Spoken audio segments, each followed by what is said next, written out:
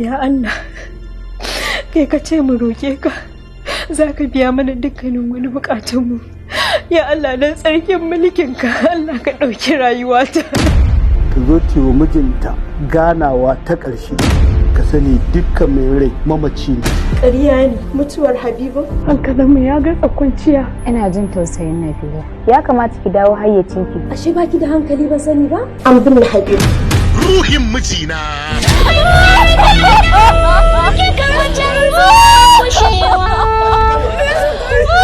Ruhin mijina. Ta yadda da zuciyarta cewar mijinta yana rai, inda ilahirin jama'a suke yi mata kallon haukacewa ta yi. To shin gaskiya ne ya mutum ne ko kuma a'a yana nan a raye? Ruhin mijina.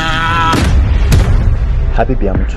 Habib bai mutu ba. Kar ka sake kiran shi da matacce. Dogon suma A cikin hayyacinka kake kuwa? menene hujjarka? Na kasa gane ina kalaman ka suka dosa. Me yasa ka kashe Habib da hannunka? Ruhin mijina. Wani irin so kike wa Habib? Ai ni ba son sa nake.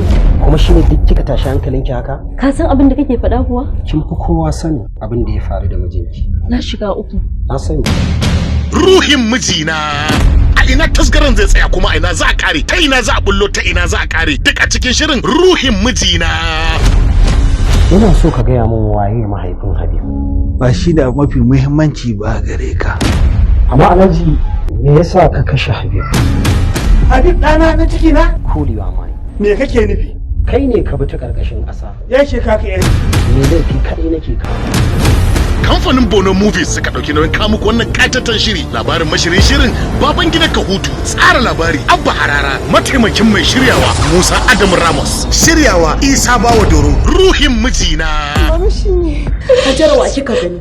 Mama, Habib. Wallahi ba zan yadda ba. A birni shi da numfashinsa. Ruhin mijina. Wannan shirin zai rika zo muku duk ranar Lahadi misalin karfe 8 na dare a tashar Ruhin mijina. Sai ku subscribe ku danna kararrawa. Ruhin mijina.